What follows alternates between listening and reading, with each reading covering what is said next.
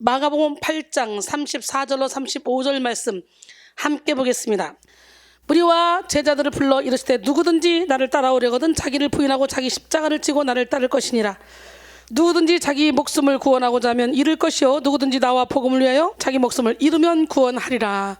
아멘. 예, 이 시간에 십자가와 제자도라는 제목으로 함께 은혜를 나누길 원합니다. 지금까지 우리는 온라인 다니엘 기도회를 통해서 계속해서 예수님의 고난과 십자가를 묵상하며 오직 하나님의 은혜로 이 어려운 시기를 잘 지내고 있습니다. 십자가는 우리를 구원하실 뿐만 아니라 우리를 하나님께로 인도하는 다리 역할을 합니다. 특별히 하나님은 십자가를 믿는 자들에게 구원의 은혜를 베풀어 주실 뿐만 아니라 하나님의 동력자가 되게 하십니다. 저와 여러분들은 하나님의 동력자가 되어 주님의 뜻을 이루어드리고 영원 살리는 생명을 걸어야 될 줄 믿습니다. 예, 십자가의 은혜를 받은 우리는 더 이상 받기만 하는 어린아이의 신앙에 머무를 것이 아니라 장성한 분량에 이르러서 성숙한 하나님의 동력자가 되어야 됩니다.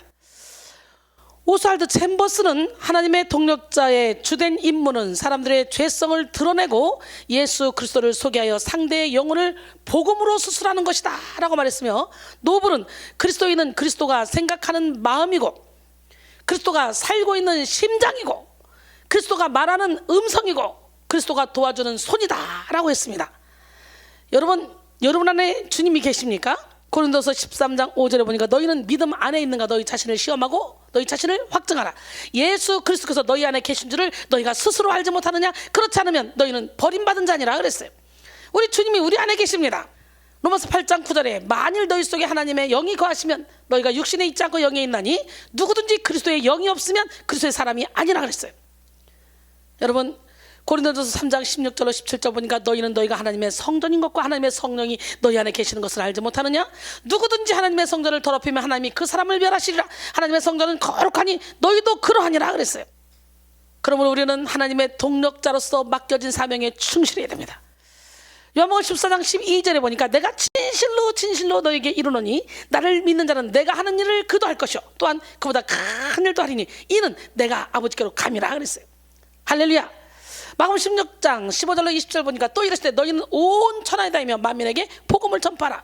믿고 세례를 받는 사람은 구원을 얻을 것이요 믿지 않는 사람은 정죄를 받으리라. 믿는 자들 이런 표적이 있다니 곧 그들이 내 이름으로 귀신을 쫓아내며 새 방언을 말하며 뱀을 집어올리며 무슨 독을 마실지라도 해를 받지 아니하고 병든 사람에게 손 얹은 즉 나으리라 하시니라.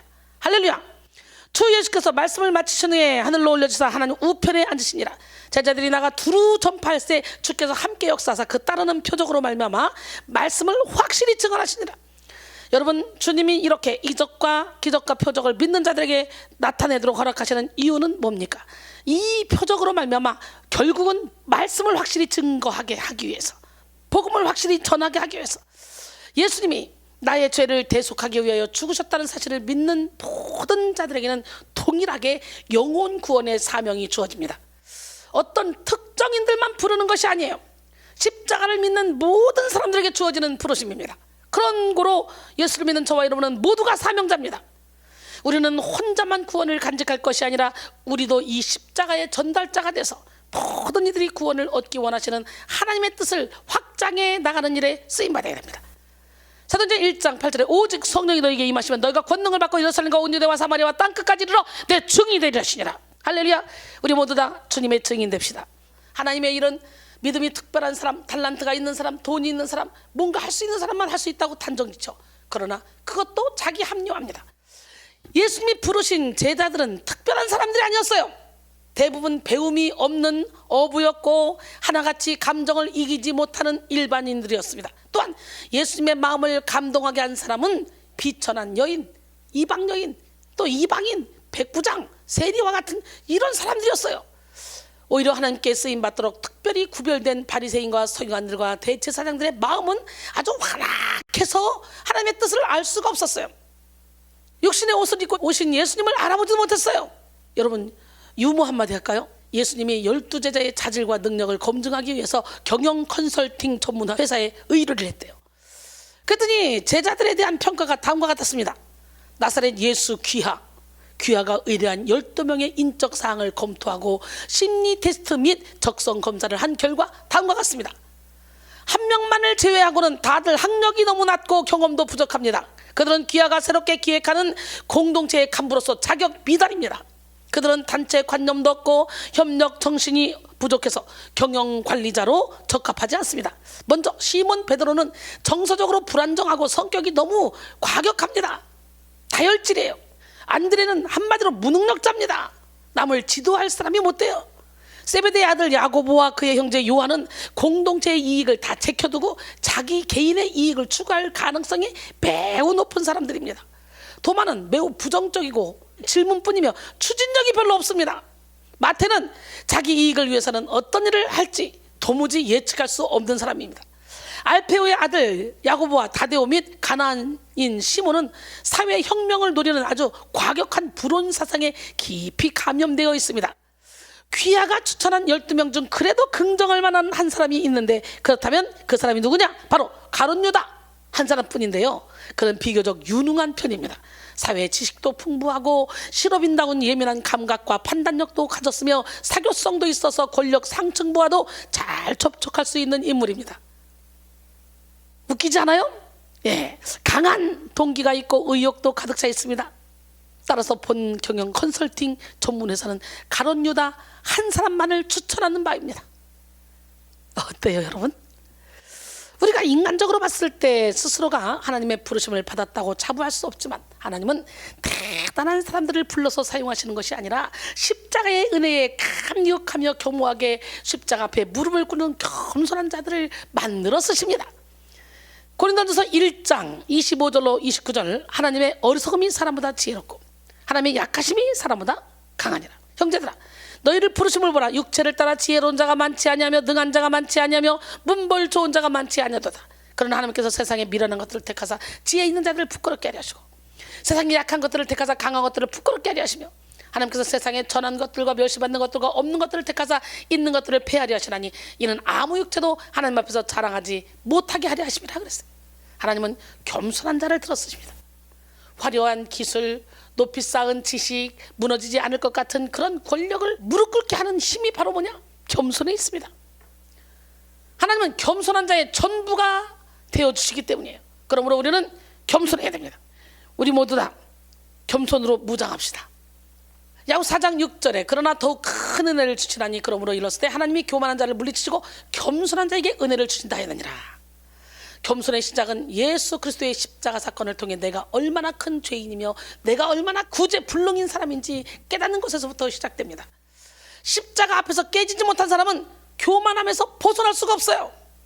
독일의 신학자 보네포는 기독교인들에게 제자의 길을 회피하고 복만 추구하는 신앙을 값싼 은혜라고 말했습니다. 근데요, 어때요? 요즘에 정말 봉사하지 않고 충성하지 않고 예물도 드리지 않고 전도도 하지 않으면서 예배도 제대로 드리지 않으면서 복만 받기 원하는 그런 사람들이 참 많습니다. 여러분은 어떻습니까? 예수님의 십자가 은혜는 값없이 주어지는 은혜죠. 그러나 값이 싸서 값없이 주어지는 것이 아니에요. 너무 비싸서 값을 매길 수가 없어 값없이 주어지는 거예요. 왜? 우리 자신감 바꿔야 되니까. 우리 그리스도인들이 이 은혜의 가치를 제대로 깨달아야 되는 거예요. 은혜의 가치를 제대로 깨달은 사람은 예수님의 희생과 보혈의 권능이 얼마나 존귀한 것인지 깨닫고 그것을 전하지 않으면 견딜 수 없는 열정에 불타오르게 됩니다. 보네포는 자신의 저서 디트리 보네포 묵상에 이렇게 말했습니다. 은혜가 값비싼 이유는 따르기를 촉구하기 때문이요, 예수 그리스도를 따르기를 촉구하기 때문입니다. 은혜가 값비싼 까닭은 인간의 생명을 대가로 치르기 때문이요, 인간에게 생명을 선사하기 때문입니다. 은혜가 값비싼 이유는 죄를 나무라고 죄인을 의롭다고 인정하기 때문입니다. 은혜가 값비싼 까닭은 무엇보다도 은혜가 하느님에게 값비싼 것이기 때문이요, 은혜를 위해 하나님의 아들의 생명을 하느님이 대가로 치르셨기 때문이요, 또 하느님에게 값비싼 것이 우리에게 값싼 것이 될 수 없기 때문입니다. 그것이 은혜인 까닭은 하느님이 자신의 아들을 귀하게 간직해 두지 아니하고 우리를 위해 주셨기 때문입니다. 값비싼 은혜란 하느님이 인간이 되셨다는 것입니다 라고 했어요. 여러분, 하나님이 인간이 되셨다는 그 자체가 값비싼 은혜란, 예수님의 십자가를 믿고 나면 신앙이 없이는 살아갈 수가 없다는 것을 뼈저리게 느낍니다. 신앙의 만족이 인간에게 주어지는 최고의 만족이며 최고의 행복입니다. 예수님을 믿지 않는 사람은 아무리 이 세상의 좋은 것들을 누려도 만족이 없습니다. 높은 자리에 올라가도 불안하고 낮은 자리에 있어도 불안합니다. 행복하다고 느끼는 사람도 마음 한켠에는 불안하고, 불안하다고 느끼는 사람은 언제쯤 숨통이 트이나 하고 무거운 삶을 살아갑니다. 그런데 예수님을 제대로 믿는 사람들은 든든한 후원자가 있죠. 이 땅에서의 삶이 끝난다 해도 소망이 있습니다. 때로는 실수하고 좌절하고 상처 때문에 힘들어도 예수님이 있기 때문에 끝이 아닙니다. 이렇게 좋은 소망과 축복을 우리에게 허락하신 예수님께 감사하면서 이 사랑에 응답하는 삶을 살아야 됩니다. 그런데 이 사랑에 응답하며 살아가기보다는 그냥 내가 원하는 삶을 살고자 하는 사람들이 훨씬 더 많습니다. 적당히 타협하면서도 예수님의 곁은 떠나지 않는 사람들이죠. 한마디로 양다리 걸치는 사람들. 여러분은 양다리 걸치고 있지 않으십니까? 근데요, 두 마음을 보면 하나님이 절대로 은혜를 베풀어 주시지 않는다고 말씀하셔요. 야고보서 1장 6절로 8절 보니까 오직 믿음으로 구하고 조금도 의심하지 말라. 의심하는 자는 마치 바람에 밀려 요동하는 바닷물개 같으니 이런 사람은 무엇이든지 쉽게 얻기를 생각하지 말라. 두 마음을 품어 모든 일에 정함이 없는 자로다 그랬어요. 야고보서 4장 8절도 보니까 하나님을 가까이 하라. 그러면 너희를 가까이 하시리라. 죄인들아 손을 깨끗이 하라. 두 마음을 품은 자들아 마음을 성결하게 하라. 여러분, 마음을 성결하게 하고 우리의 심지를 주님께 쫙 뿌리를 내리면 우리는요 요동치 않습니다. 어떤 상황 가운데서도 흔들리지 않습니다. 이사야 26장 3절에 주께서 심지가 견고한 자를 평강하고 평강하도록 지키시리니 이는 그가 주를 신뢰함이다 그랬어요. 새벽 종소리에 실린 글입니다. 마이클 슬로터는 예수님의 제자는 중간지대에 살지 않는다. 우리는 맨 가장자리에서 전적으로 하나님을 의지해서 살아간다 라고 했습니다. 당신은 주일 성수만을 목표로 한 신앙인입니까? 아니면 삶 전체를 성수하고자 하는 그런 제자입니까? 세상과 하나님 사이 중간지대에 자리를 잡은 채 머뭇거리고 있다면 이것은 제자의 삶이 아닙니다. 세상이 말하는 안전지대에 거하기보다 하나님이 말씀하시는 진리 안에 거하십시오. 믿는 자에게 중간지대는 존재하지 않습니다. 당장은 당신의 선택을 두고 많은 이들이 어리석다 할지라도 전적으로 하나님을 의지하는 삶이 가장 현명한 삶의 방식임을 깨닫게 될 것입니다. 할렐루야. 여러분, 예수를 믿는다고 해서 다 똑같은 성도가 아니에요. 이렇게 어떤 이들은 겉으로만 성도일 뿐 명목상의 그리스도인, 육적인 그리스도인, 하나님과 상관없는 삶을 살아가는 사람들도 많이 있습니다. 이런 사람들 때문에 하나님까지 비난을 받는 경우가 허다하죠. 오늘날 기독교인들이 빛을 발하지 못하고 세상에 지탄을 받는 이유는 기독교인들이 하나님 사랑, 이웃 사랑을 제대로 실천하지 않기 때문에, 기독교인들이 제자의 정체성을 가지지 못했기 때문입니다. 날마다 십자가를 지고 살아가는 사람에게는 예수님의 빛이 나타나고, 예수님의 승리가 나타나고, 예수님의 사랑이 나타나고, 예수님의 용서가 나타납니다. 그래서 제자의 삶을 살아가는 사람의 주변에는 하나님의 사랑이 넘쳐납니다. 어때요? 여러분 주변에 하나님의 사랑이 넘쳐나고 있습니까? 우리가 그렇게 살지 못하고 있다면 우리를 제자로 부르시는 하나님의 부르심을 다시 한번 되새겨야 할 줄 믿습니다. 오늘 본문을 통해서 예수님의 십자가를 통해 제자의 정체성을 가지시는 여러분 모두가 되기를 소망합니다. 예수님이 말씀하시는 진정한 제자도가 어떠한 것인지 우리 한번 살펴봅시다. 진정한 제자도는 예수님을 따라가고자 하는 의지로부터 시작합니다. 첫 번째로, 예수님을 따라갈 수 있는 자격 기준은 따로 없습니다. 누구든지 따라갈 수 있다고 말씀하시죠. 예수님은 우리가 예수님을 따라가는 것을 막지 않으십니다. 십자가의 복음을 믿는 자라면 누구든지 예수님을 따라가는 삶을 살 수 있습니다. 십자가는 부르심입니다. 십자가의 은혜가 믿어지는 그 순간 하나님은 우리에게 차원이 다른 삶으로 불러주십니다. 오늘 이 말씀도 예수님께서 무리와 제자들 모두에게 말씀하십니다. 마가복음 8장 34절, 무리와 제자들을 불러 이르시되 누구든지 나를 따라오려거든 자기를 부인하고 자기 십자가를 지고 나를 따를 것이니라. 오늘 본문 말씀이죠. 그래서 누구든지 예수님을 따라갈 수 있다는 거지. 또한 예수님을 따라가고자 하는 의지가 있어야 제자도 될 수 있는 거예요. 일단 예수님을 따라가겠다고 나서는 의지가 있을 때 십자가에 담긴 은혜도 깨달을 수 있습니다. 처음부터 숭고한 신앙을 가지고 따라가는 사람은 없어요. 처음에 예수님을 따라다니는 사람들은 정말 많은 부류가 있었죠. 기적도 체험하고, 기적을 눈앞에서 목격하고, 은혜 받은 사람, 메시아를 기다리는 사람, 궁금해서 한번 따라와 본 사람 등등 예수님 곁에는 항상 사람들이 북적북적했습니다. 그들은 모두 예수님의 표적을 통해 하나님의 살아계심을 경험했습니다. 마태복음 4장 23절로 25절, 예수께서 온 갈릴리에 두루 다니사 그들의 회당에서 가르치시며 천국 복음을 전파하시며 백성 중에 모든 병과 모든 약한 것을 고치시니 그의 소문이 온 수리아에 퍼진지라. 사람들이 모든 앓는 자, 곧 각종 병에 걸려서 고통당하는 자, 귀신 들린 자, 간질하는 자, 중풍병 자들을 데려오니 그들을 고치시더라. 갈릴리와 데가볼리와 예루살렘과 유대와 요단 강 건너편에서 수많은 무리가 따르니라 그랬어요. 할렐루야. 그 예수님의 능력이 여러분에게 임하기를 원합니다. 이렇게 우리가 예수님을 따라가기는 해야 하지만요, 내 유익과 내 만족을 위해서 따라가게 되면 제자의 삶을 살 수가 없어요. 예수 그리스도를 온전히 따르지 못하게 방해하는 것이 바로 우리의 이기심입니다. 주님의 뜻보다 내 뜻을 중요하게 여기며 하나님이 들려주시는 음성보다 내가 하고 싶은 대로 살게 하는 이기심은 예수를 따르지 못하게 합니다. 오늘날 가장 만연한 죄 가운데 하나는 이기심의 죄입니다. 1946년부터 1964년 사이에 태어난 베이비 부모 세대는 자세대라고도 불립니다. 이런 별명이 붙은 이유는 모든 것을 자기 만족을 추구하기 때문이에요.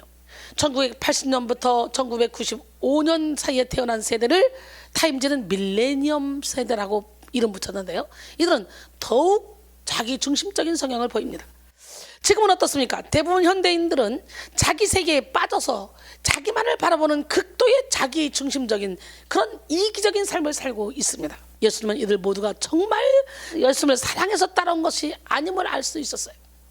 요한복음 6장 26절, 예수께서 대답하여 이르시되 내가 진실로 진실로 너희에게 이르노니 너희가 나를 찾는 것은 표적을 본 까닭이 아니요 떡을 먹고 배부른 까닭이로다 그랬어요.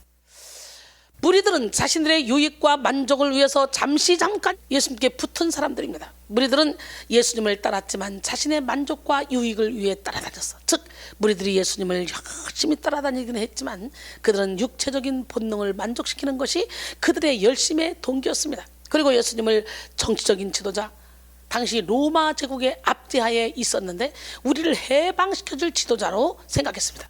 이런 사람들은 자신의 기분이나 감정이 헤쳐지면 곧바로 예수님께 등을 돌릴 수가 있습니다. 종려나무 가지를 흔들며 호산나 다윗의 자손이여 했어도 자신들이 원하는 모습의 메시아가 아니라는 것을 확인하자마자 십자가에 못 박으소서 할 수 있습니다. 바로 이런 무리의 모습을 가진 성도들이 너무도 많이 있습니다. 진리신 예수님 자체에 대한 관심보다는 예수님으로 인해서 떨어지는 콩고물을 좋아하는 사람들이죠. 여러분, 하나님은 이런 진심을 다 읽고 계시고 다 알고 계십니다. 그럼에도 불구하고 예수님을 통해서 그들까지도 예수님을 따라오는 자들로 분류하시며 권면하셨습니다. 사랑하는 성도 여러분, 우리는 예수님을 따라가기는 하지만 축복받고 유익을 얻는 것만 좋아하는 무리가 되어서는 안 돼요.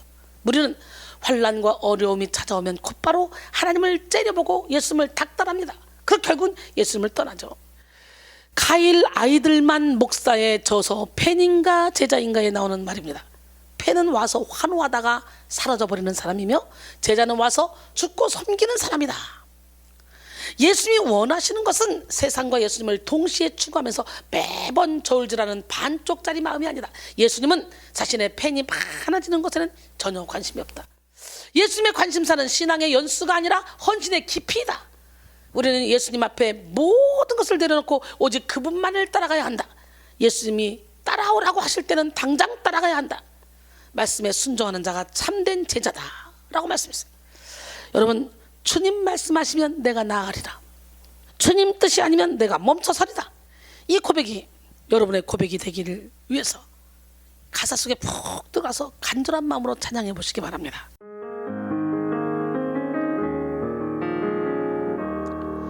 주님 말씀하시면 내가 나가리다. 주님 뜻이 아니면 내가 멈춰서리다.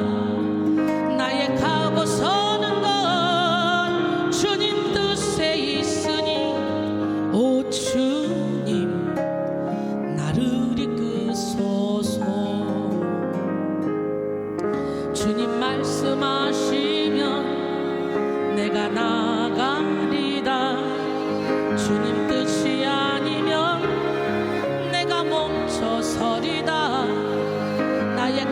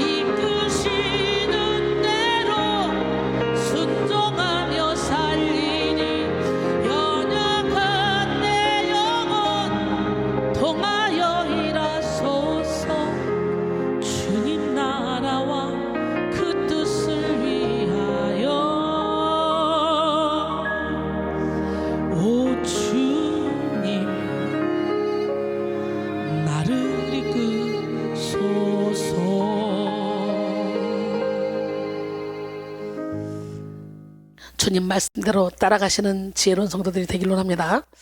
모든 사람들이 처음부터 제자로 시작하지는 않습니다. 오늘 본문에서 말씀하시는 누구든지에 해당하는 사람으로 시작하죠. 이 누구든지, 이 뭐예요? 무리나 제자나 누구든지 처음부터 이리 흔들리고 저리 흔들어도 흔들리지 않는 제자의 삶을 살아갈 수는 없어요. 누구든지 오래요. 그것을 우리 예수님도 다 알고 계셨기 때문에 하나님은 우리가 먼저 예수님을 따라가고자 하는 의지가 있길 원해. 연약해서 시시때때로 넘어지고 쓰러진다 할지라도 예수님을 따라가고자 하는 의지가 있으면 그때 붙잡아서 일으켜주셔요. 제자로서의 훈련도 우리가 예수를 따라가고자 하는 의지가 있을 때 시작될 수 있는 거예요. 정금도 처음에는 순결하지 않듯이 연단 이전의 모습도 우리 주님은 이해하십니다. 그래서 주님은 장성한 분량에 이르는 믿음을 가지라고 말씀하시죠. 에베소 4장 13절에 14절 우리가 다 하나님의 아들을 믿는 것과 하는 일에 하나가 되어 온전한 사람을 이루어 그리스도의 장성한 분량이 충만한 데까지 이르리니 이는 우리가 이제부터 어린아이가 되지 아니하여 사람의 속임수와 간사한 유혹에 빠져 온갖 교훈의 풍조에 밀려 요동하지 않게 됨이라 그랬어요. 이 세상에 많은 사람들이 부귀영화와 권세 그리고 자녀 자기 자신을 따라 살아갑니다. 그 안에서 고군분투하죠. 지금 이 순간 여러분은 무엇을 따라가며 살고 계십니까? 우리가 받은 은혜를 다시 한번 되새겨볼 수 있기를 바랍니다. 예수님을 따라가고자 하는 마음이 있다면 제자들을 따라갈 준비가 된 것입니다. 그러나 겉으로는 따라가는 것처럼 보이나 결국 진정으로 제자의 길을 가지 못하는 무리는 왜 진정한 제자의 길로 가지 못할까요? 다른 게 아니에요. 두 마음 때문에 그래요. 세상도 좋고 하나님도 좋고 이 사람도 좋고 저 사람도 좋고 이것도 좋고 저것도 좋고 망설이며 두 마음을 보면 절대로 승리할 수가 없어요. 예수님을 따라가려고 해도 자꾸만 세상을 사랑하는 마음이 있으면 온전히 주님을 따라갈 수가 없어요. 세상을 사랑하는 것이 하나님과 원수가 되는 거라니까요. 주님만 바라볼 때 하나님이 책임지시는 삶을 살게 됩니다. 아직도 이 다니엘 기도회를 하면서 예수님을 따라갈지 아니면 세상을 따라갈지 갈팡질팡하면서 고민하고 계시는 분이 계시다면 오늘 이 시간에 마음을 확정하시기 바랍니다. 시편 57편 7절로 9절 하나님이여 내 마음이 확정되었고 내 마음이 확정되었사오니 내가 노래하고 내가 찬송하리로다. 내 영광아 깰지어다 비파야 수금아 깰지어다 내가 새벽을 깨우리로다. 주여 내가 만민 중에서 주께 감사하며 문나라 중에서 주를 찬송하리다. 그랬어요. 할렐루야. 2013년 4월 28일 영국 선덜랜드에서 열린 마라톤 풀코스 경기에서 결승선에 돌아온 마라톤 선수 중 한 명을 빼고는 5천여 명이 실격 처리가 되는 엉뚱한 일이 벌어졌습니다. 이 사건의 시작은 2위로 달리고 있던 선수가 지정된 코스를 잠시 벗어나 달렸다가 다시 원래 코스로 돌아온 것이었는데요. 2위 선수는 자신이 잘못 달렸다는 것을 모르고 있었습니다. 그런데 문제는 2위 선수 뒤를 따르던 선수들도 모조리 잘못된 코스로 달렸다는 것이죠. 주최 측이 경로 표시를 확실하게 하지 않았다는 문제도 있었지만 아무 생각 없이 앞사람만을 따라가던 5천 명의 선수들은 전체 42.195km에서 고작 264m를 덜 뛰게 되어 결국 모두가 실격 처리가 되었다고 합니다. 여러분 어때요? 저 사람이 그렇게 가니까 그리고 따라가면 다 실패 보는 거예요. 여러분 말씀대로 살아가기를 원합니다. 말씀만이 진리입니다. 믿으십니까? 여러분 인생을 달리기로 많이 표현하는데요. 제대로 된 길로 달려야 달리는 자의 상을 받는 거예요. 향방 없이 달리면 아무 상이 없어요. 잘못된 길로 달려가면 시간, 에너지, 물질, 귀한 자질까지 다 낭비합니다. 우리는요 오직 주님이 가신 그 길만 가야 돼. 요한복음 14장 6절 예수께서 이르시되 내가 곧 길이요 진리요 생명이니 나로 말미암지 않고는 아버지께로 올 자가 없느니라. 내가 가야 할 그 길은 오직 주님이 가신 그 길. 우리가 그 길을 따라가야 되지 않겠습니까? 함께 찬양하며 찬송 중에 관한 하나님을 만나기를 원합니다.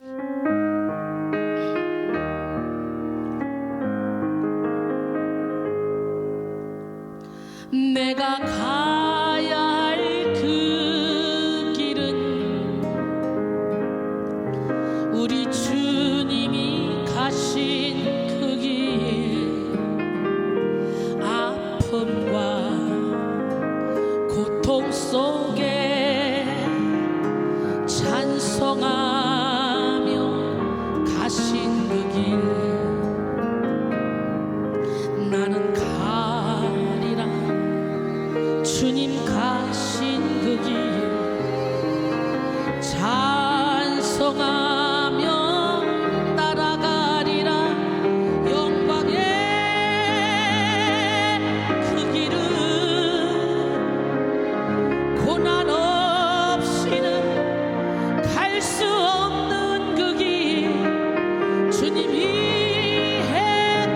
받은 거나 주님께서 갚아 주시리.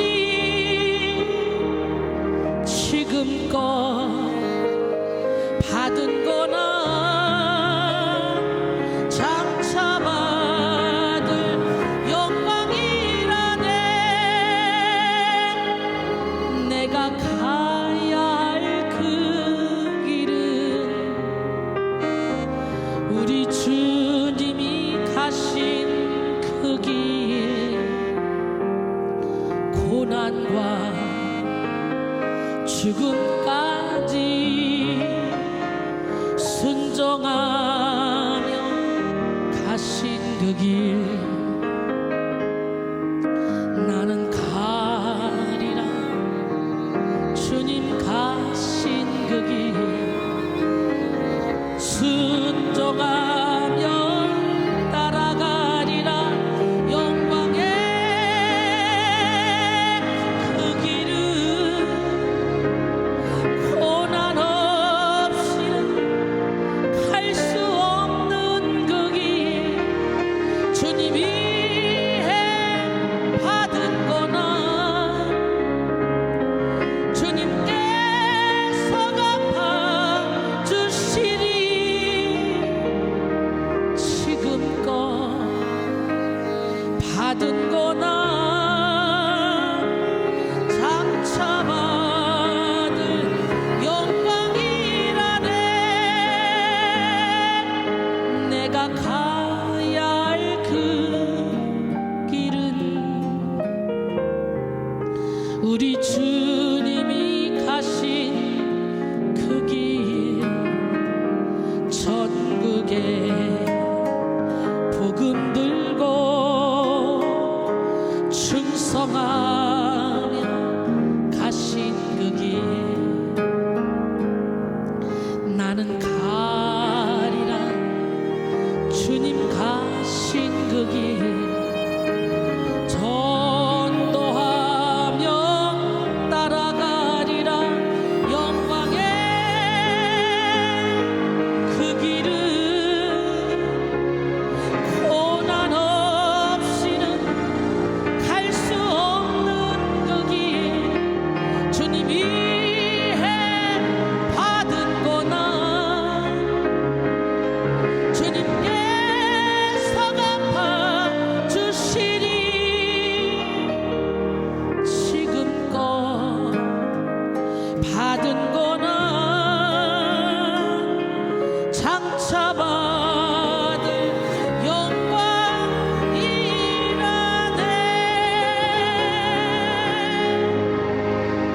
영광이라네. 할렐루야. 내가 곧 길이요 진리요 생명이니 나로 말미암지 않고는 아버지께로 올 자가 없다는 그 주님의 말씀을 따라 우리 주님이 가신 그 길, 주님을 따라갑시다. 또한 길을 잘못 따라가면 여러분만 잘못되는 것이 아니에요. 여러분이 속한 공동체, 가정까지도 잘못된 길로 인도함을 받을 수 있다는 사실을 기억해야 돼요. 여러분, 하나님은 우리에게 예수님을 따라가고자 하는 마음만 있으면 제자의 삶을 살아갈 수 있도록 우리에게 각종 능력을 부어주시고 우리를 통해 일하십니다. 오늘 여러분 모두가 다 말씀을 들을 수 있는 귀가 열리길 원합니다. 율법에 빠져있지 마시고 자기 중심에 빠져있지도 마시고 문자에 빠져있지도 마시고 지식, 상식, 논리를 초월하시는 하나님을 바라보고 성령 하나님을 주인으로 모심으로 진짜 예수님의 제자가 되어 예수님을 따라가는 삶을 살면 우리는 이 땅에서 부정적인 얘기하지 않습니다. 남을 깎아내리지도 않습니다. 하나님이 기뻐하는 삶, 영혼을 살리는 삶, 그 삶을 살기 위해서 시간, 물질, 노력을 다 바치고 살아가게 됩니다. 두 번째, 진정한 제자들은 자기 부인과 자기 십자가의 훈련을 요구합니다. 어느 날 저명한 두 교수가 심오한 사상과 삶의 의미에 대해 논하고 있었습니다. 그러다가 한 교수가 다른 교수에게 물었습니다. 헨리라는 학생이 그러는데 자기가 자네 제자라 하더군. 그 말이 사실인가? 이에 대한 동료 교수의 대답은 이랬습니다. 글쎄, 그 학생이 내가 하는 모든 강의를 쫓아다니며 듣고 있긴 하지. 그러나 나의 제자는 아닐세. 이처럼 따라다닌다고 해서 모두가 제자가 되는 것은 아니에요. 무리들도 있다는 거지. 제자는 훈련을 통과한 사람입니다. 무리와 같은 사람들도 십자가의 은혜를 보고 감동받고 예수님을 영접하기는 하지만 그 이후의 삶을 구체적으로 변화시키는 데 적극적으로 움직이지는 않습니다. 무리와 같은 사람을 우리는 뭐라고 말하냐? 육적인 그리스도인이라고 하죠. 육적인 그리스도인에겐 자기 부인이란 없습니다. 육적인 그리스도인은 하나님을 통해 축복만을 받기를 원하지 주를 위해 받는 고난은 싫어합니다.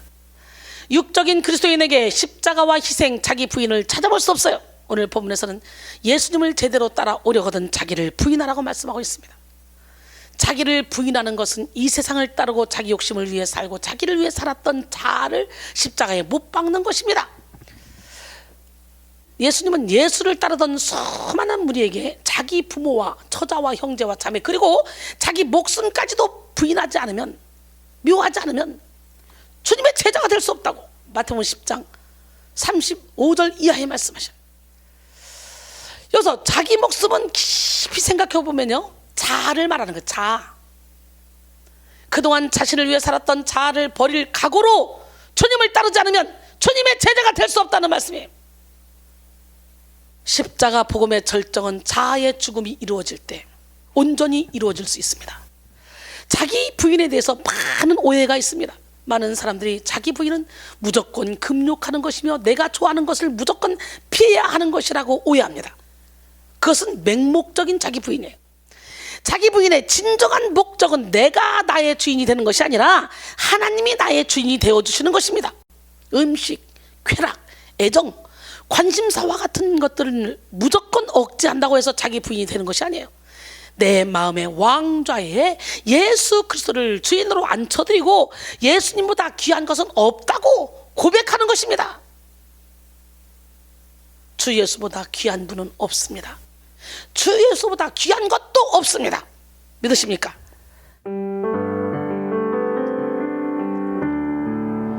주 예수보다 더 귀한 것은 없네.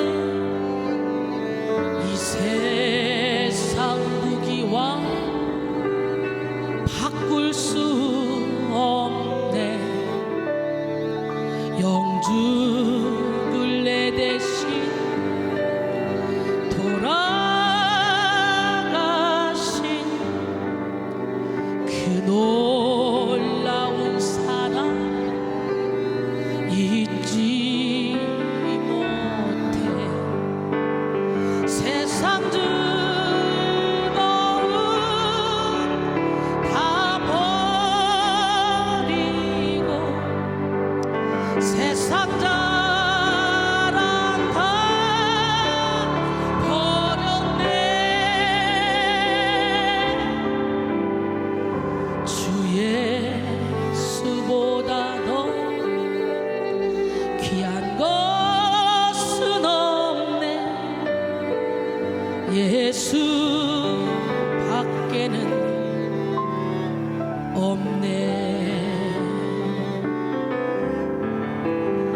주 예수보다 더 귀한 것은 없네. 이 세상 명예와 바꿀 수 없네. 이전에 즐기던 세상 일도 주 사랑하는 마음 뺏지 못해. 세상 즐거움 다 버리고 세상 자랑 다 버렸네. 주 예수보다 더 귀한 것은 없네.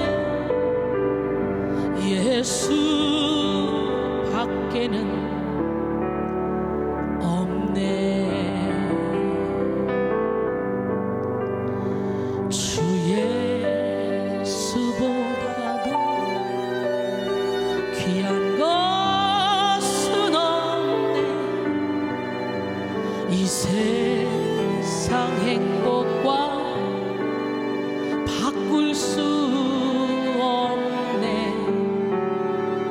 유혹과 핍박이 몰려와도 주 섬기는 내 맘 변치 못해. 세상 즐거움 다 버리고 세상 자랑 다 버렸네. 주 예수보다 더 귀한 것은 없네. 예수 밖에는 없네.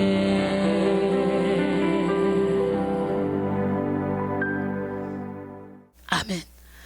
주 예수보다 더 귀한 것은 없다는 고백을 하기 위해서는 내가 이미 지어놓은 나만의 성을 다 철거해버려야 돼요.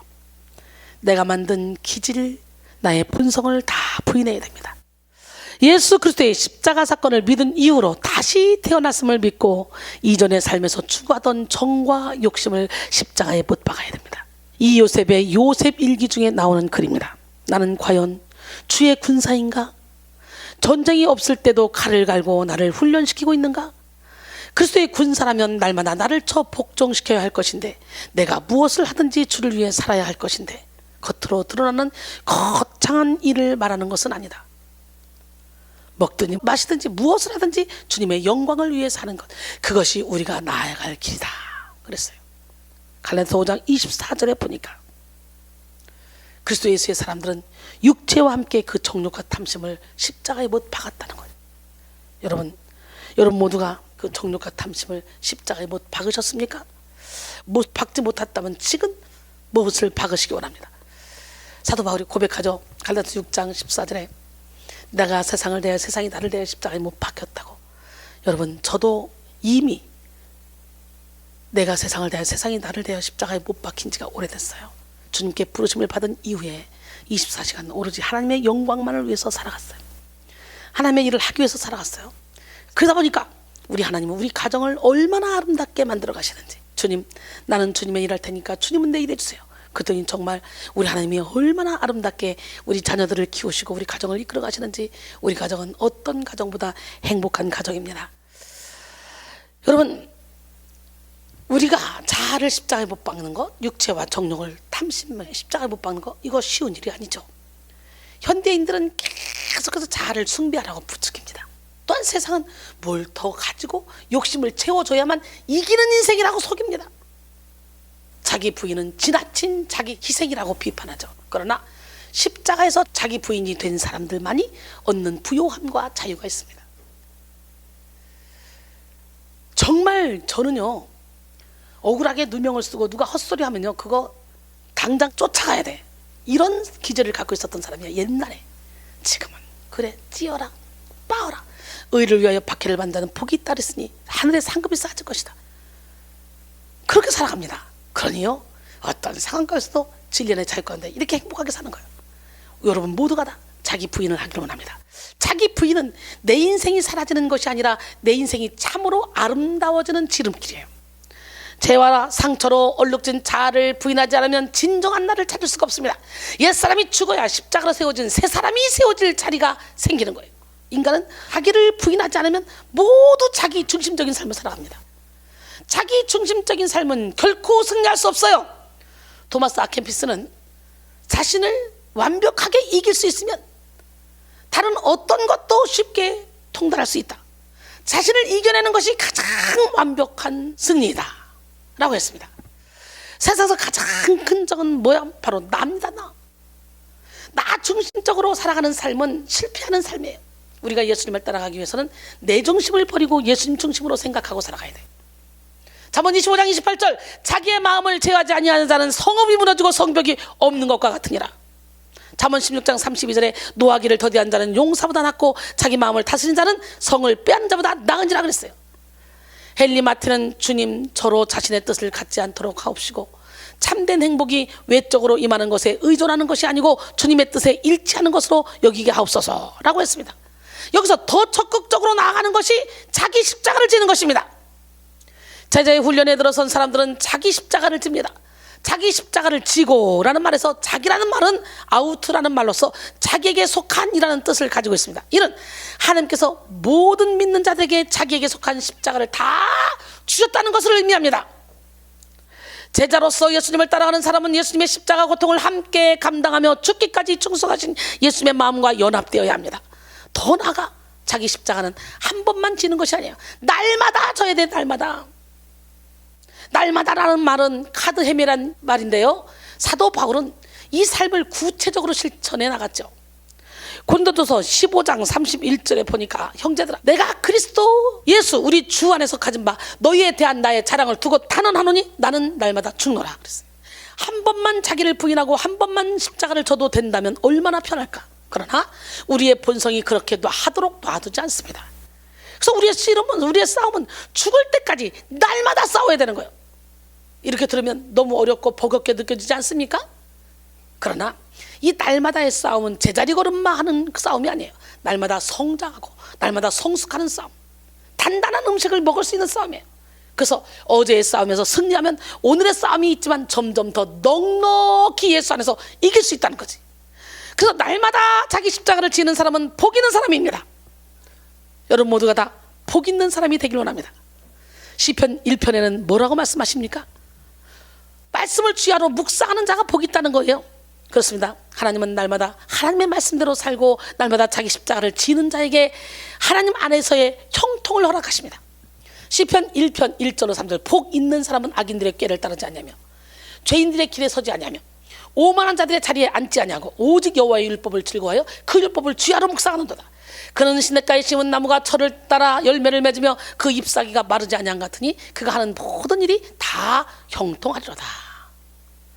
또한 우리가 십자가가 무거울 때 반드시 수고하고 무거운 짐을 져주시는 예수님을 기억해야 합니다. 마태복음 11장 28절로 30절 수고하고 무거운 짐진 자들아 다 내게로 오라 내가 너희를 쉬게 하리라. 나는 마음이 온유하고 겸손하니 나의 멍에를 메고 내게 배우라. 그리하면 너희 마음이 쉼을 얻으리니 이는 내 멍에는 쉽고 내 짐은 가벼움이라 하시니라 그랬어요. 그렇다면 우리는 날마다 십자가에서 무엇을 지고 해결해야 할까요? 먼저 우리의 죄와 우리의 본성을 못 바꿔서 해결해야 돼요. 우리는 구습을 따른 옛사람을 다 벗어버리고 의의 옷을 입어야 돼요. 예수님은 십자가에서 궁극적으로 죄를 해결하셨어.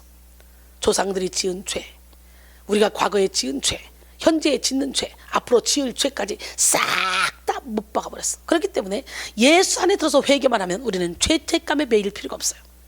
하나님은 인류의 죄악 때문에 십자가에 예수님을 못 박으셨습니다.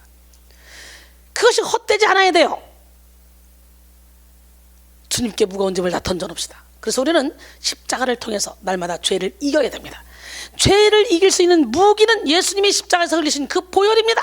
그 보혈로만 죄를 씻을 수 있기 때문에 우리는 반드시 예수님의 십자가를 묵상할 때 나의 죄를 함께 못 박고 그 죄를 못 박을 때 나도 못 박아야 돼요. 그래서 보혈을 의지해야 돼. 그가 찔림으로 우리 허물 때문이요 그가 상함으로 우리 죄악 때문이라. 그가 징계를 받음으로 우리는 평안을 주고 그가 채찍에 맞음으로 우리는 나음을 받았도다. 우리는 다 양같아서 그렇게 각기 제 길로 갔거늘 여호와께서는 우리 모두의 죄악을 그에게 담당시켰다잖아요. 아직 십자가에 못 박지 못한 거 있다면 다 박읍시다. 갈라디아서 2장 20절로 21절 내가 그리스도와 함께 십자가에 못 박혔나니 그런즉 이제는 내가 사는 것이 아니오 오직 내 안에 그리스도께서 사시는 것이라. 이제 내가 육체 가운데 사는 것은 나를 사랑하사 나를 위하여 자기 자신을 버리신 하나님의 아들을 믿는 믿음 안에서 사는 것이라 그랬어요. 내가 하나님의 은혜를 패하지 아니하노니 만일 의롭게 되는 것이 율법으로 말미암으면 그리스도께서 헛되이 죽으셨느니라 그랬어요. 우리 기독교의 핵심은 죄 해결입니다. 그리고 죄를 해결하는 은혜 속에 하나님의 사랑이 담겨져 있습니다. 그런데 기독교를 믿지만 죄 해결에는 별로 관심이 없는 사람들이 있죠. 그런 사람들이 바로 무리입니다. 우리는 십자가에서 죄를 해결받는 놀라운 은혜를 체험했을 때 비로소 제자로서의 훈련에 들어가게 되는 거예요. 십자가가 제자도의 핵심입니다. 십자가 없이는 제자의 삶이 없습니다. 제자는 십자가를 따라가야 됩니다. 그렇지 않으면 아무리 성품이 좋고 믿음의 연수가 길어도 제자라고 할 수 없어요. 십자가는 우리 영혼의 거울입니다. 십자가를 통해서 본 나의 모습이 진짜 모습입니다. 십자가를 통과하지 않은 사람은 평생 거짓된 나에게 속아서 살아가는 거예요. 십자가 없이 내가 나를 이겨보려고 하는 것도 나에게 속는 것입니다. 십자가가 아니면 결코 정과 욕심을 죽일 수가 없어요.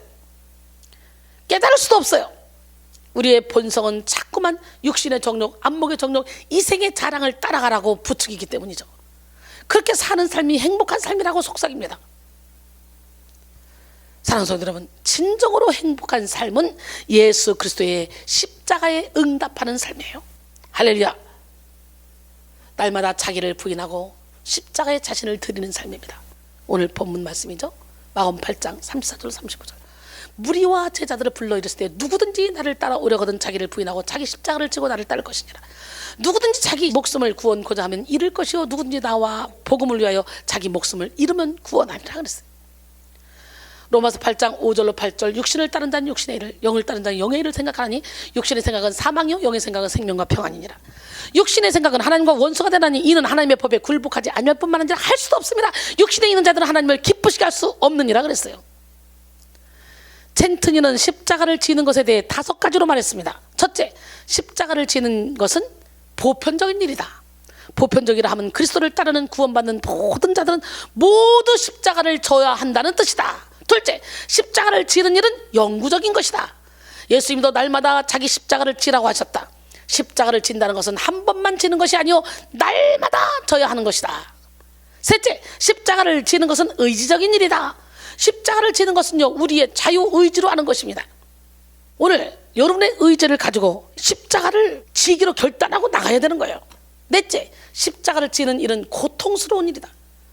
예수님이 십자가를 지실 때 고통당하신 것과 같이 봉사할 때도 몸이 아프도록 일해야 하고 내가 즐길 수 있는 시간도 들여서 수고해야 되고 쾌락에 쓸 수 있는 돈도 남을 위해 사용하는 그런 손해도 맛보아야 돼요.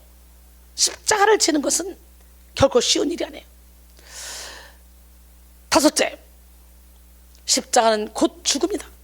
자기 자존심, 자기 만족, 자기 쾌락, 자기 욕심, 자기 이익을 모두 다 죽여야 한다 그랬어요. 십자가로 죄와 본성을 날마다 못 박는 사람은 어떤 갈등이 찾아와도 십자가로 이길 수 있습니다. 십자가에는 죽음의 권세까지도 이기는 권능이 있습니다. 할렐루야. 첸트지는 십자가를 지는 것에 대해서 5가지로 요약했죠. 십자가는 뭐라고 했어요? 보편적인 일이요, 두 번째는 영구적인 것이고, 세 번째는 의지적인 일이요, 네 번째는 고통스러운 일이요, 5번째는 죽는 것이다. 죽음이다. 오늘 여러분 모두가 다 십자가를 지기로 합니다.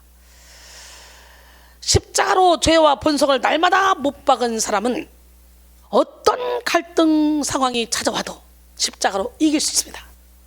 십자가에는 죽음의 권세까지도 이기는 권능이 있어요. 요한일서 5장 3절 5절. 하나님을 사랑하는 것은 이것이니 우리가 그의 계명들을 지키는 것이라. 그의 계명들은 무거운 것이 아니니라. 무릇 하나님께로부터 난 자마다 세상을 이기느니라. 세상을 이기는 승리는 이것이니 우리의 믿음이라. 예수께서 하나님의 아들이심을 믿는 자가 아니면 세상을 이기는 자가 누구냐 그랬어요. 우리의 죄와 본성은 이미 십자가에 죽었습니다. 십자가에서 이미 끝났습니다. 날마다 십자가를 지는 사람은 그것을 믿는 사람입니다. 십자가는 미완성이 아니에요. 그래서 우리가 때로는 세상의 핍박을 당해도 걱정할 것이 없습니다. 십자가의 결말은 부활이라는 사실을 믿기 때문이죠. 세 번째로, 진정한 제자도는 생명까지 바쳐도 아무것도 잃지 않는 것입니다. 할렐루야. 친구를 위하여 목숨을 버린 자는 복이 따르잖아요. 마크 베일리의 당신의 삶을 세워주는 제자도의 7가지 핵심에 나오는 이야기입니다. 어떤 사람이 값진 진주를 하나 발견했습니다. 그리고 진주 주인에게 이렇게 말했어요.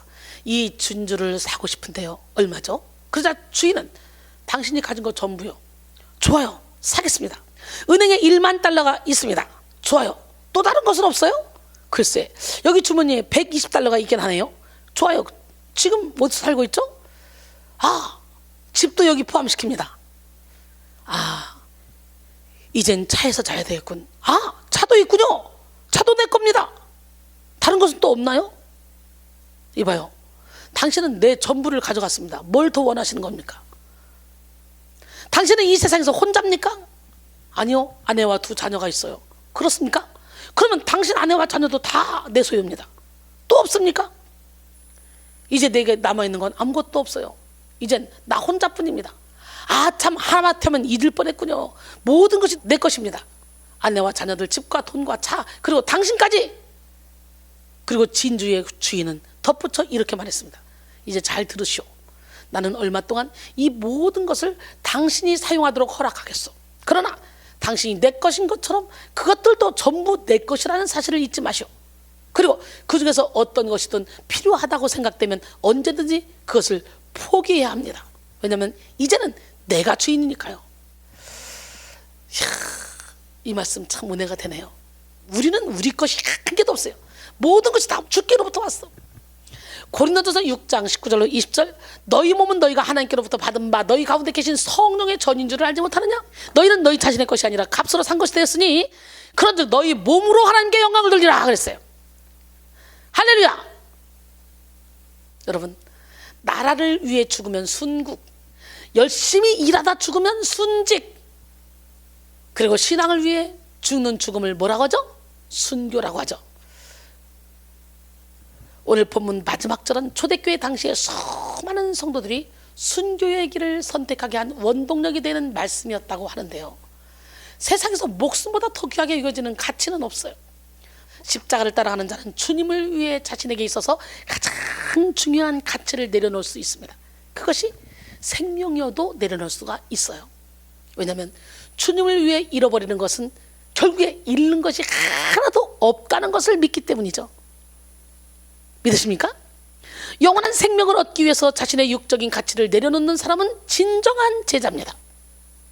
프랑스에는 광야 박물관이라는 곳이 있습니다. 이 박물관은 18세기 프랑스에서 있었던 개신교 박해를 피해서 성도들이 들판이나 산지에 비밀리에 모여서 예배드리면서 생겨난 역사 현장과 유물을 보존하기 위해 만든 박물관입니다. 당시 예수님을 믿다가 붙잡힌 성도들은 온갖 고난을 겪으며 추위와 굶주림 속에 죽어야 했습니다. 남성들은 노예선으로 끌려가 죽을 때까지 손과 발목에 쇠고랑을 찬 채 노를 저어야 했다고 합니다. 이 박물관에는 파손된 노예선에서 나온 것으로 여겨지는 조그만 나무판이 전시되어 있는데요. 거기에는 이와 같은 글이 적혀 있습니다. 주님, 저로 하여금 제 손목의 쇠고랑을 당신과의 혼인 반지로 삼게 하시고 제 발목의 쇠고랑을 당신의 사랑의 사슬로 여기게 하소서. 감동이지 않습니까? 여러분은 지금 이렇게 핍박받거나 고난당하지는 않지만 분명히 십자가를 통해서 우리에게 그들과 똑같이 동일하게 주시는 부르심이 있습니다. 예수님이 오늘날 우리에게 당장 순교하라고 말씀하시진 않지만 십자가의 빚진 자로 살아가야 합니다. 십자가를 사랑하는 사람은 자신이 가장 사랑하는 것을 주어서도 아깝지 않습니다. 데이빗 왓슨의 제자도에 나오는 글입니다.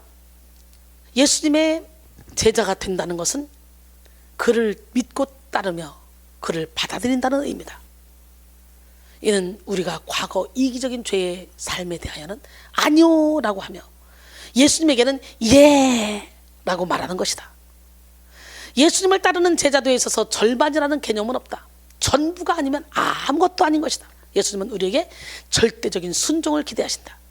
그가 먼저 우리를 위하여 생명을 내놓으셨고 성령을 우리 마음에 두어 주님의 음성을 듣도록 만드셨기 때문이라 그랬어요. 여러분, 누가복음 14장 26절 27절, 무릇 내게 오는 자가 자기 부모와 처자와 형제와 자매와 더욱이 자기 목숨까지 미워하지 않으면 능히 내 제자가 되지 못하고 누구든지 자기 십자가를 지고 나를 따르지 않는 자도 능히 내 제자가 되지 못하리라 그랬어요. 사실 본문에서 말하는 목숨이라는 것은 쉽게 표현하면 자기가 가진 가장 소중한 가치를 뜻합니다. 주님을 위해서, 복음을 위해서 가장 소중한 가치를 내어 놓을 수 있는 사람이 진정한 제자입니다. 생명까지도 주님 앞에 드릴 수 있는 사람은 예수님을 사랑하는 데 있어서 방해되는 모든 것들을 뒤로 할 수 있는 믿음이 있습니다. 빌립보 3장 7절로 9절, 그러나 무엇이든지 내게 유익하던 것을 내가 그리스도를 위하여 다 해로 여길 뿐더러 또한 모든 것을 해로 여기면 내 주 그리스도 예수를 아는 지식이 가장 고상하기 때문이라. 내가 그를 위하여 모든 것을 잃어버리고 배설물로 여기면 그리스도를 얻고 그 안에서 발견되리 함이니 내가 가진 의는 율법에서 난 것이 아니오 오직 그리스도를 믿음으로 말미암은 것이니 곧 믿음으로 하나님께로부터 난 의라 그랬어요. 사도행전 20장 23절로 24절 오직 성령이 각 성에서 내게 증언하여 결박과 환난이 나를 기다린다 하시나 내가 달려갈 길과 주 예수께 받은 사명 곧 하나님의 은혜의 복음을 증언하는 일을 마치려 하면은 나의 생명조차 조금 더 귀한 것으로 여기지 아니하노라 그랬어요. 이를 통해 볼 때 참제자는 예수님을 참으로 사랑하는 사람입니다. 처음에는 나를 위해서 예수님을 사랑하지만 날마다 자기를 부인하고 자기 십자가를 지는 과정을 거치면 점점 내가 사라지고 예수님만 남습니다. 내가 원하는 것을 하는 삶보다는 예수님이 원하는 삶을 살고 싶어집니다. 그러다 보면 나의 품은 뜻이 주님의 뜻이 되고 주님의 뜻이 나의 뜻이 되는 연합의 삶을 살 수 있습니다. 그래서 진정한 제자는 모든 것을 다 잃어버리는 듯 하지만 마침내 모든 것을 얻는 사람입니다.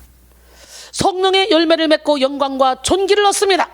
베드로전서 1장 6절로 7절 그러므로 너희가 이제 여러 가지 시험으로 말미암아 잠깐 근심하게 되지 않을 수 없었으나 오히려 크게 기뻐하도다.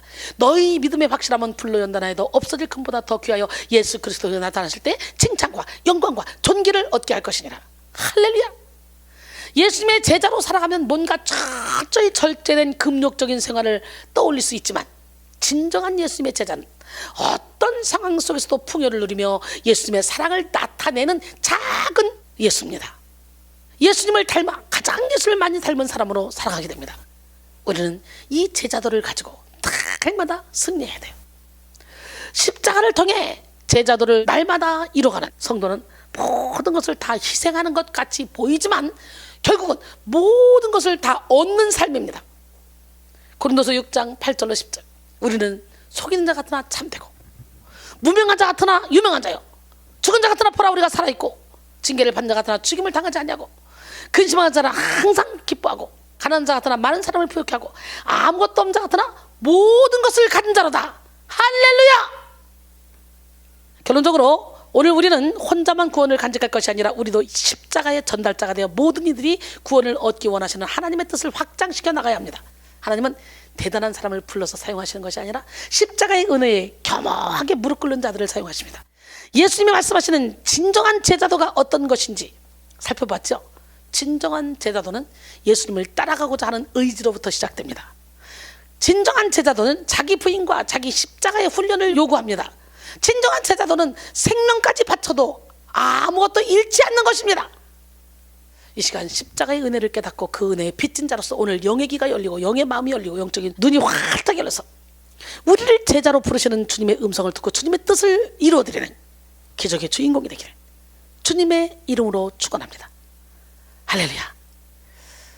무덤에 머물러 예수 내 구주 새벽 기다렸네 예수 내 주 우리 함께 찬양합니다.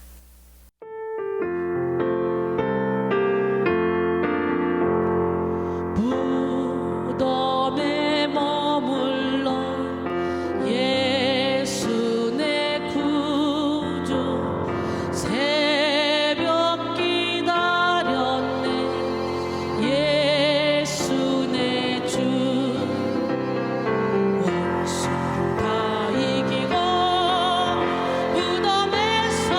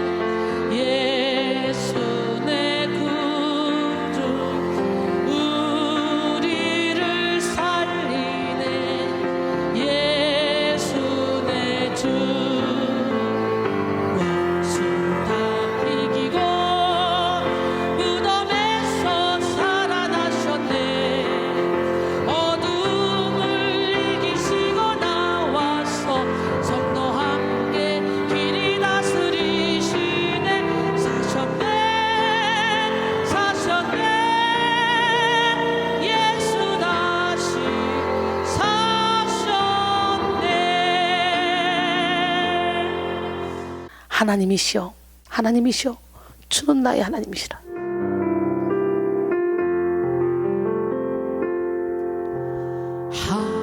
하나님이시여, 하나님이시여, 주는 나의 하나님이시로다. 나의 몸과 마음 주를 갈망하며 이제 내가 주께 고백하는 말, 여호와는 나의 빛이요, 여호와는 나의 구원이시니 내가 누구를 두려워하리요. 여호와는 생명의 피난처시니 주의 인자가 생명보다 나음으로 내 입술이 여호와를 찬양하리. 내 평생에 주를 찬양하며 주의 이름으로 내 손 들리라. 하나님이시여, 하나님이시여, 주는 나의 하나님이시로다. 나의 몸과 마음 주를 갈망하며 이제 내가 주께 고백하는 말, 여호와는 나의 빛이요, 여호와는 나의 구원이시니 내가 누구를 두려워하리요. 여호와는 생명의 피난처시니 주의 인자가 생명보다 나음으로 내 입술이 여호와를 찬양하리. 내 평생에 주를 찬양하며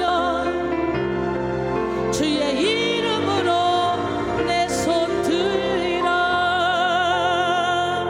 주의 이름으로 내 손